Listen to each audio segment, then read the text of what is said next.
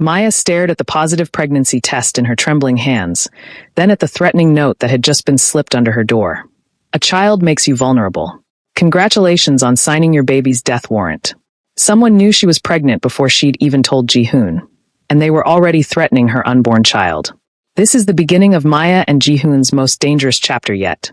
If you want to see how they protect their family, hit that subscribe button right now, and let's jump into this explosive part 3. Maya had suspected for 2 weeks, but kept making excuses to avoid the truth. Now, holding the test in her hands, reality crashed down on her. She was going to be a mother, in one of the most dangerous situations imaginable. But the threatening note changed everything. Someone was watching her closely enough to know about the pregnancy almost immediately. Maya's hands shook as she called Ji-hoon, who was in a business meeting across town. I need you home. Now. It's urgent. Ji-hoon heard the fear in her voice and left immediately, his security team rushing him back. When Maya showed him the pregnancy test, Ji-hoon's face transformed with joy, but only for a moment before he saw the note. His expression went ice cold, the old dangerous Ji-hoon flickering to life. Who delivered this? Maya shook her head. I don't know. It was just there when I came out of the bathroom. Ji-hoon immediately locked down their home, called his entire security team, and began reviewing camera footage.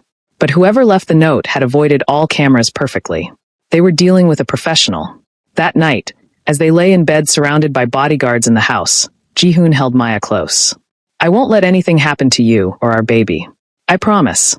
Maya wanted to believe him, but fear gnawed at her. She'd faced death threats before, but this was different. This wasn't just about her anymore. She was responsible for a tiny life growing inside her. Ji-hoon, she whispered. What if going legitimate wasn't enough? What if your past catches up with us anyway? Ji-hoon had no answer, because he was terrified of the same thing. Ji-hoon's investigation into the threat led to a shocking discovery. The note's handwriting matched someone from his past he thought was dead. His younger brother, Seo Min-jun, who supposedly died in gang violence 7 years ago. It's impossible, Ji-hoon said, staring at the analysis. I saw his body. I buried him. But Kong, examining the evidence, looked troubled. Boss, what if it wasn't him you buried? What if someone helped him fake his death? The implications were devastating. If Min-jun was alive, why had he hidden for 7 years? And why surface now to threaten Maya's baby? Ji-hoon decided they needed answers, so he did something he'd sworn never to do. He reopened his brother's grave. What they found inside confirmed their worst fears. The body wasn't Min-jun. It was a homeless man of similar build. Min-jun had faked his death, and everyone had believed it. Maya watched Ji-hoon process this betrayal, seeing the pain etched on his face. Why would he do this? Fake his death and let you suffer. Ji-hoon's voice was hollow. Min-jun always hated our father's empire. He wanted out, but father wouldn't let him leave. Maybe faking his death was the only way. But that didn't explain the threat. 2 days later, they got their answer when Min-jun called Ji-hoon's private number. Hello, brother. Surprised I'm alive. Ji-hoon's hand tightened on the phone. Why, Min-jun? Why let me think you were dead for 7 years? Min-jun's laugh was bitter.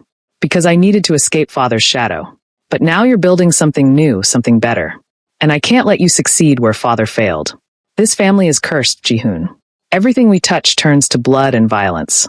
Your American wife thinks she can change that, but she's wrong. That baby will be just another victim of the Seo family curse.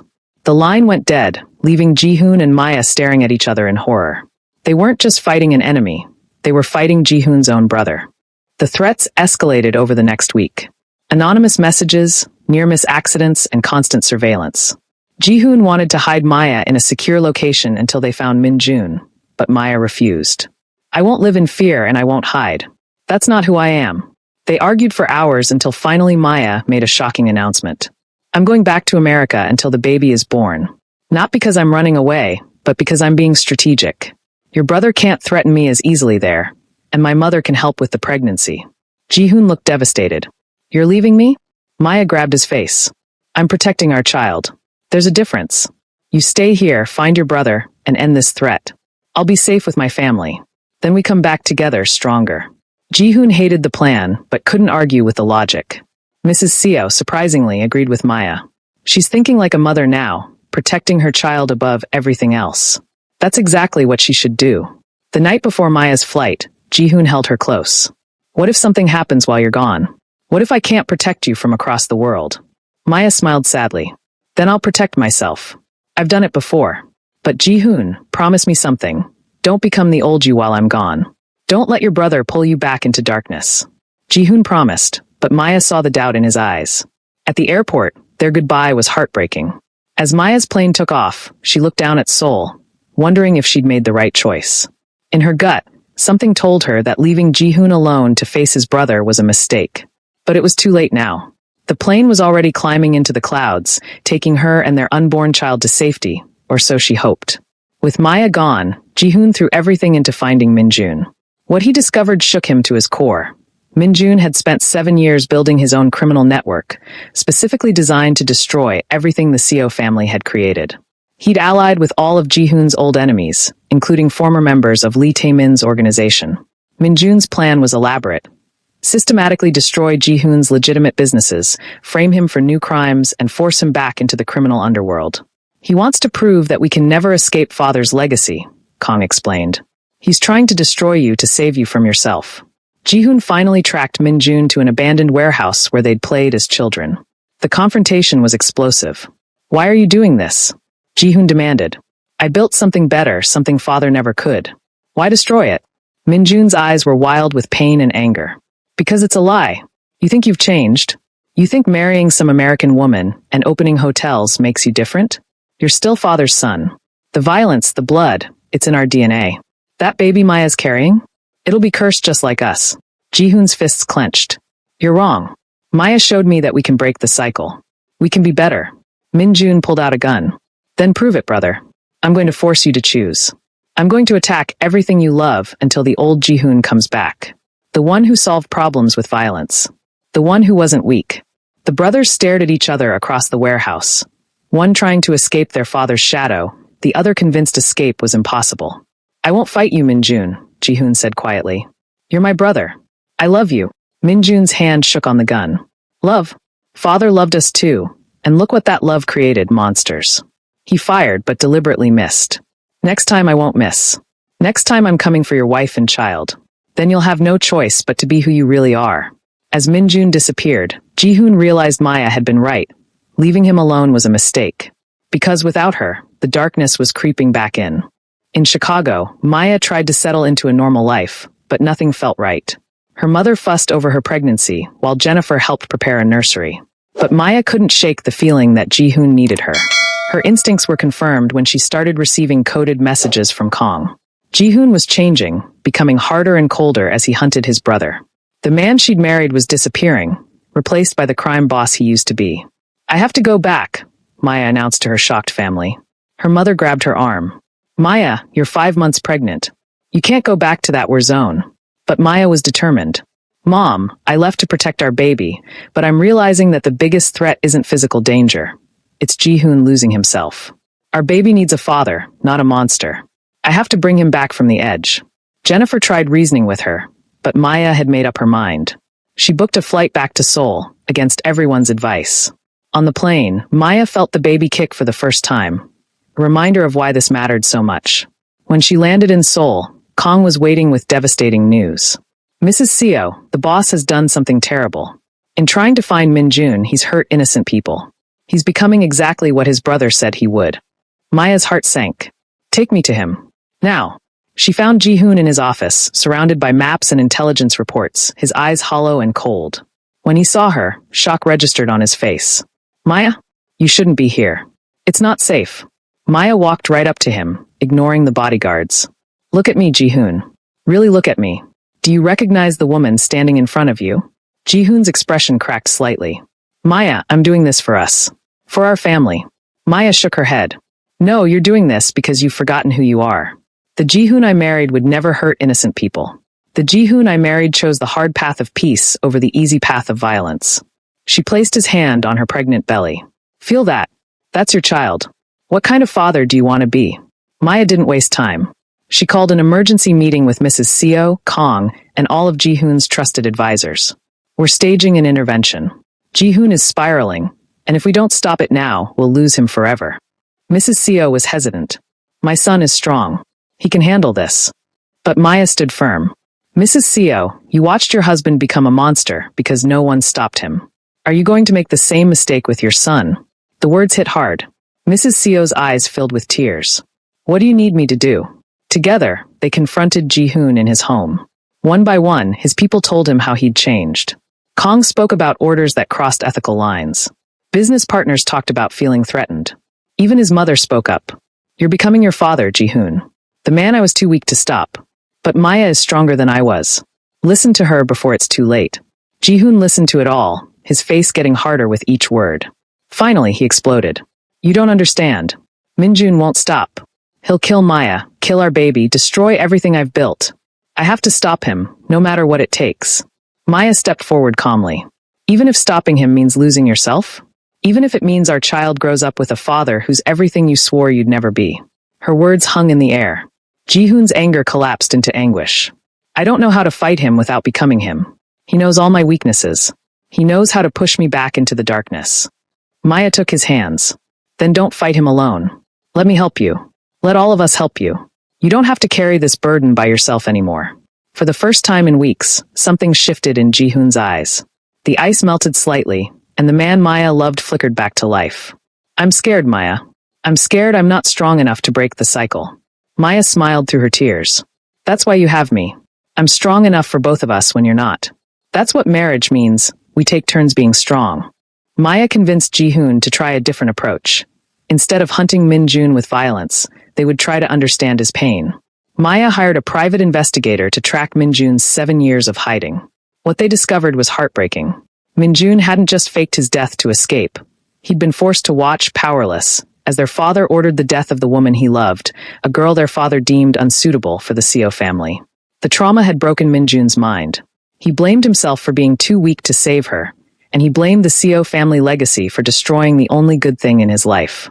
He's not trying to destroy you, Maya realized. He's trying to destroy the Seo legacy itself. He thinks if he can prove the family is cursed, he can finally justify his own failure to save the woman he loved. Ji-hoon was shaken by this revelation. Father killed someone Min-jun loved? I never knew. Mrs. Seo admitted she'd known, but had been too afraid to intervene. Your father was a monster, and I was a coward. Min-jun has every right to hate this family. Maya formulated a plan. We need to show Min-jun that the Seo legacy can be different. That love doesn't have to die in this family. That the curse can be broken. She reached out to Min-jun through coded messages, offering to meet, alone. Ji-hoon initially refused, but Maya was insistent. He won't hurt a pregnant woman. And if I'm right about his pain, seeing me might help him understand that your marriage is different from your father's. Against everyone's advice, Maya met Min-jun at a quiet park. He arrived looking gaunt and haunted, his gun visible but not drawn. Why did you come, Mrs. Seo? Trying to save your husband from his own brother? Maya shook her head. I came to apologize. On behalf of a family that destroyed the woman you loved. I came to tell you that Ji-hoon isn't your father, and your nephew or niece won't grow up in the same darkness you did. For the first time, Min-jun's hard exterior cracked and tears filled his eyes. Min-jun collapsed onto the park bench, his shoulders shaking with 7 years of suppressed grief. Her name was Yuki. She was Japanese-Korean, worked in a bookstore, loved poetry. Father said she was beneath our family. He had her killed and made it look like an accident. Maya sat beside him carefully, her hand protectively on her belly. Tell me about her. For an hour, Min-jun talked.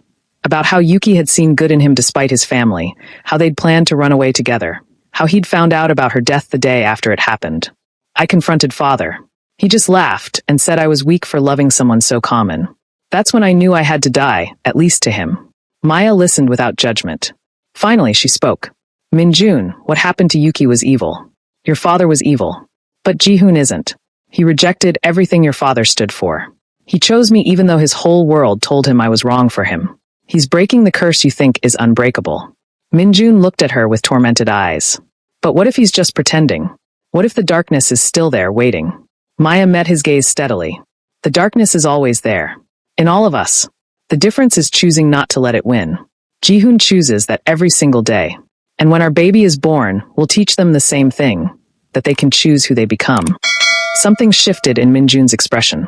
You really believe that? That we're not defined by our blood? Maya nodded. I believe it with everything I am. And I think part of you believes it too, or you wouldn't have let Ji-hoon live all these months when you had plenty of chances to kill him. Min-jun was silent for a long moment. Then he pulled out a folder. These are all my plans to destroy Ji-hoon's empire. Every attack, every scheme. Take them. Help him prepare. Maya took the folder carefully. What will you do now? Minjun stood, looking lighter somehow. I don't know. But maybe I'll try to believe what you believe. That the curse can be broken. As he walked away, Maya called out, Minjun, your nephew or niece should know their uncle. When you're ready, our door is open. Minjun paused but didn't turn around. He just nodded once before disappearing into the crowd. Minjun's information revealed a shocking truth. There was a third player in the game. A corrupt prosecutor named Han Sang-woo had been manipulating both brothers, feeding Minjun false information to keep the conflict alive. Han had been one of their father's victims years ago and wanted revenge on the entire Seo family. He's been playing us, Ji-hoon realized, studying the documents. Every attack I thought was Minjun was actually Han using my brother as a scapegoat. Maya's strategic mind kicked in. Then we need to expose him. But we need Minjun's help to do it. Getting the brothers to work together was Maya's toughest challenge yet. The first meeting was tense, with years of pain and betrayal hanging between them. I don't trust you, Minjun said to Ji-hoon. And I don't forgive you for becoming everything father wanted you to be. Ji-hoon's jaw tightened. I don't forgive you for faking your death and letting me grieve for 7 years. But Maya's right, we're stronger together than apart. And Han needs to pay for using our pain against us. Slowly, painfully, the brothers began working together. They planned an elaborate sting operation to catch Han in the act of orchestrating violence. Maya coordinated everything, despite being 7 months pregnant and exhausted. Mrs. Seo watched in awe as Maya brought her fractured family back together. You're remarkable, daughter. Your healing wounds I thought were permanent. The trap worked perfectly. Han was caught red-handed ordering an attack and was arrested with overwhelming evidence. As police took him away, he screamed at the Seo brothers. You're still your father's sons. This changes nothing. But looking at Ji-hoon and Minjun standing together, not as enemies but as brothers beginning to heal, Maya knew Han was wrong. Everything had changed. That night, the extended Seo family gathered for dinner. Ji-hoon, Maya, Mrs. Seo, Minjun, Kong, and Jennifer who'd flown in for support. It was awkward and emotional, but it was a start. As Maya felt the baby kick, she realized this was what breaking generational curses looked like. Messy, painful, but ultimately worth it. Maya was in her 8th month when complications arose. The stress of recent events had triggered early labor. Ji-hoon rushed her to the hospital, terrified. It's too soon. The baby isn't ready. The doctors worked to stop the labor, and after hours of tension, they succeeded. But Maya had to stay on complete bed rest for the final month. Ji-hoon barely left her side, working from the hospital room, his entire empire on pause. You should go handle business, Maya said weakly. I'm fine here. Ji-hoon shook his head. Nothing is more important than you and our baby. The business can wait. During those weeks, something beautiful happened. Minjun started visiting, tentatively at first, then more regularly. He'd bring books and read to Maya and the baby. Mrs. Seo came daily with home-cooked meals. Even Kong showed up with baby clothes he'd awkwardly picked out himself. Maya's hospital room became a gathering place for their unusual family. One evening, Minjun spoke quietly to Ji-hoon while they thought Maya was sleeping. You know, I hated you for so long. But watching you with her, you really did break the cycle. You found what I lost. Ji-hoon's voice was emotional. I'm sorry father took Yuki from you. I'm sorry I didn't know, didn't protect you. Minjun was silent for a moment. Maybe you can honor her memory by being a good father. Breaking the cycle for real. That would mean something. Maya smiled to herself, pretending to sleep. Healing was happening slowly but surely. Finally, the day came. Maya went into real labor, and this time there was no stopping it. Ji-hoon held her hand through every contraction, every push, every moment of pain. When their daughter was born, healthy, beautiful, and screaming with powerful lungs, the entire family cried. Ji-hoon cut the umbilical cord with shaking hands, tears streaming down his face. She's perfect, he whispered. She's absolutely perfect. Maya, exhausted but radiant, smiled. What should we name her? Ji-hoon looked at his brother, then back at Maya. Yuki. Her name is Yuki. For the woman we lost and the future we're building. Minjun, standing in the doorway, broke down sobbing. Little Yuki was 3 months old when the final threat emerged. A remaining member of Lee Tae-min's organization, seeking revenge, planned a massive attack on the hospital nursery where Yuki and other babies were kept. Intelligence caught wind of it just hours before execution. Ji-hoon wanted to move Yuki immediately, but Maya had a different idea. No, we end this. Tonight. No more running, no more hiding. We protect all these babies, not just ours. She devised a plan using herself as bait while Ji-hoon and Minjun, working together, would capture the attackers. Mrs. Seo argued it was too dangerous, but Maya was firm. This is what I do. I stand up. I don't bow down. Not even for safety. The trap was set. Maya made herself visible with Yuki, seemingly unprotected. When the attackers came, they walked right into an ambush. Ji-hoon's legal security team, working with police, arrested everyone involved. But the leader, a man named Cho, managed to get past the first line of defense. He burst into the nursery where Maya stood holding Yuki, gun raised. You destroyed everything. Cho screamed. Boss Taemin is dead because of you. Maya didn't flinch. She stood between Cho and the other babies, Yuki protected in her arms. Those babies have nothing to do with your war. Neither does my daughter. If you want revenge, take it on me. But you leave these children alone. Her voice was steel, commanding, powerful, unafraid. Cho hesitated, his gun wavering. In that moment, Ji-hoon and Min-jun burst in together, taking him down before he could fire. As police dragged Cho away, he stared at Maya in something like awe. You really don't bow down to anyone, do you? Maya adjusted Yuki in her arms. Not to you. Not to fear. Not to anyone who threatens innocent lives. Never. Later, as the Seo family gathered in relief, Ji-hoon pulled Maya close. You're the bravest person I've ever known. But please, no more using yourself as bait. My heart can't take it. Maya laughed tiredly. Deal. I think I've proven my point enough times. 5 years passed. Maya and Ji-hoon's empire of legitimate businesses thrived, employing thousands and helping communities across Asia. Little Yuki grew into a fierce, intelligent child who spoke 3 languages and refused to back down from anything, just like her mother. Min-jun had found peace, running a foundation for victims of organized crime, honoring Yuki's memory by helping others escape violence. Mrs. Seo had transformed too, becoming an advocate for women in business, finally finding her own voice. On Yuki's 5th birthday, the family gathered in the garden where Ji-hoon and Maya first kissed.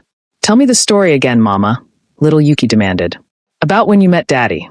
Maya smiled, pulling her daughter onto her lap. Well, baby, Daddy was a very powerful man who everyone was afraid of. But when Mama met him, she wasn't scared at all. Yuki's eyes went wide. Because you're brave. Maya kissed her daughter's forehead. Because I knew who I was. And I never let anyone, not fear, not pressure, not even love, make me into someone I wasn't. Ji-hoon added, and your mama changed Daddy's whole life. She showed him how to be strong in a different way. Not with fear or power, but with courage and love. Min-jun, now Uncle Jun-jun to Yuki, chimed in. Your mama broke a curse that hurt our family for generations. She saved us all. Yuki thought about this seriously. When I grow up, I want to be like Mama. I won't bow down to anyone either. Maya and Ji-hoon exchanged proud looks. That's right, baby, Maya said. You be strong, be kind, be brave, and never let anyone tell you who you should be. As the sun set over Seoul, Maya reflected on her journey. She'd come to this city broken and desperate, never imagining she'd fall in love with a crime boss, transform an empire, heal a fractured family, and raise a daughter who embodied everything she believed in. Ji-hoon wrapped his arm around her waist. What are you thinking about, Mrs. Seo? Maya leaned into him. I'm thinking about how refusing to bow down was the best decision I ever made. Because it led me here, to you, to Yuki, to this beautiful, complicated family. I'm thinking that sometimes the strongest thing you can do is stand firm and let the world change around you instead of letting it change you. Ji-hoon kissed her temple. You changed my world, Maya Williams Seo. You changed everything. As little Yuki ran through the garden laughing, chased by her Uncle Min-jun, with Grandmother Seo watching proudly, Maya smiled. This was her legacy, not just surviving in a dangerous world, but transforming it into something better.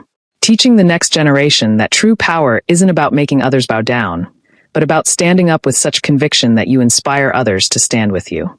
And that's the complete saga of Maya Williams Seo, the woman who refused to bow down and changed an entire empire.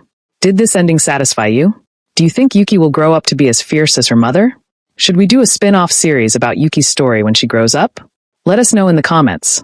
If this 3-part journey inspired you, moved you, or made you believe in the power of standing firm in who you are, please hit that like button. Share this entire series with everyone who needs to hear this message, and subscribe to our channel. Hit the notification bell so you never miss our next powerful story. Thank you for being part of Maya's incredible journey from Chicago to Seoul, from brokenness to building an empire, from standing alone to leading a family. Remember, never bow down to anyone or anything that doesn't deserve your respect. Stay strong, stay true, and we'll see you in the next story.